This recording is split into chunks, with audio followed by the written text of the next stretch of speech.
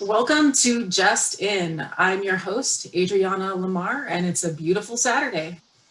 This episode is brought to you by Delicious Treats and Creative Pints by D. And today we have Sammy Wells and Tommy Scott here to talk to you about sports. So just jumping right in, it is the end of January here. We lost Kobe Bryant about a year ago, along with his daughter, Gianna. How has that impacted the two of you? Go ahead, Tommy. Well, it was, I don't know, it's one of those moments that's just kind of like, wait, we just heard what on the TV? What happened? Like It was that, unbelievable. yeah, it was. And especially for, not just, I mean, it's not just, I mean, I don't know, Kobe Bryant had a presence about him that was beyond basketball, where much like, Michael Jordan, and, guys of that caliber, where his stardom, his fame, his presence, the legend of him went way beyond just the sports. For us, for a lot of us, we remember, I was like, oh, you got this kid that's coming out of high school, is going right into the NBA, and oh, by the way, he knows like this language and that language, and he's really smart, he's really this, because you're sitting there like, well, who breeds children like this? When did he have the time for that? Yeah, and then to come into the NBA and to be known basically instantly that you're watching greatness develop. And he went through, he lived it, he retired, and I just remember watching some of the videos on this, as the weeks passed.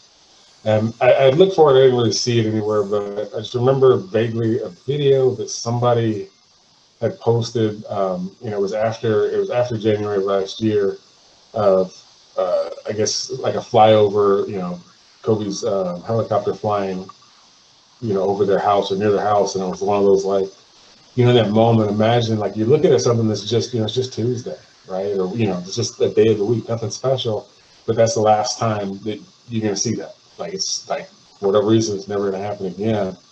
And granted, these are sports heroes, and we deal with this all over the time. But you have somebody that impactful to major sport, which is a major piece of American life and life in general across the world. Every culture has its own sporting events, and for whatever reason, we look at the entertainment value as being minimized, and then things like COVID happened, and we realized that we really like to be, to go out and see stuff and see this amazing things and not just be cooped up in the house all the time.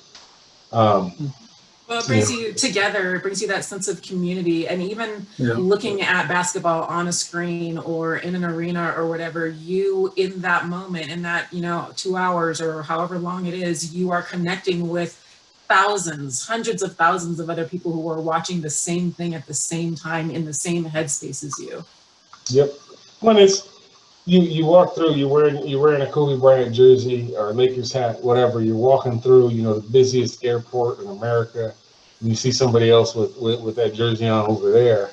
You don't know who they are. You'll never know who they are. You'll probably never see them again. But for that, you just get the nod. It's like, yeah. And so when you lose it, especially not just losing someone in the sense of, he was 87 and he passed away. When you lose someone to something, that's tragic, and part of the tragedy is, things are, these are accidents. Things happen. They're preventable. I mean, they're accidents. We don't know that it's going to happen, but there's just those moments where you're just kind of like, well, I kind of assumed, we'd have this person to influence the world, forever, for the rest of our lifetime. And then when it's gone, it's just kind of like, you look back and it's like, man, it's just crazy. So it is this. We should have known at that point in time that 2020 was just going to be, slapping us all in the face all year. Yeah, right. But yeah, so it was definitely something that was it takes you back. It's a surreal moment. What about you, Sam? I would say this, that I'm not a Laker fan, but I'm a Kobe Bryant fan, and I'm also a Sacramento Kings fan, and I appreciate Kobe Bryant's performance. Not so much when he was playing my team, but I'll give him all the credit in the world. All the other games of the year were fine. Exactly, except 4 games. But when you think about players today and their low management, if Kobe could play, Kobe was going to play.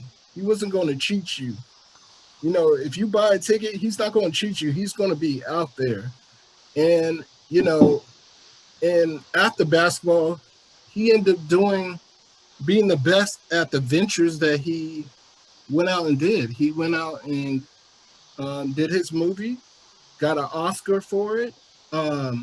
He was a good father. And, when he did the most amazing thing when in January in 2006 when he scored 81 points.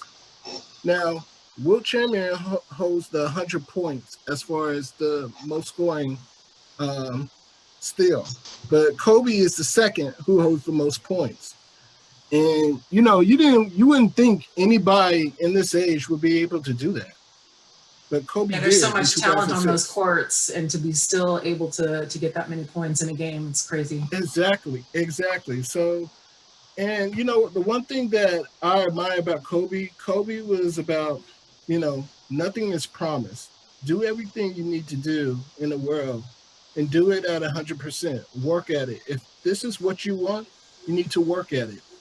And that's what Kobe did. And, he was a great player.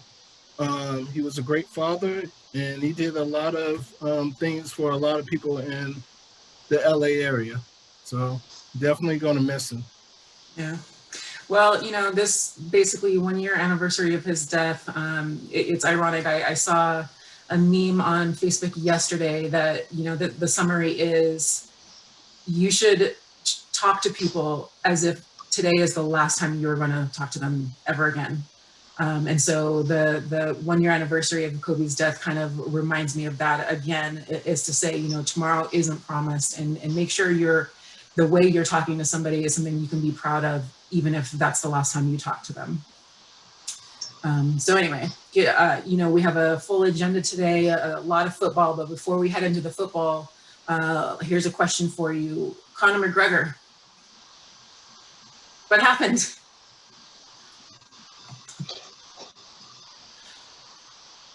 Go for it, Tommy.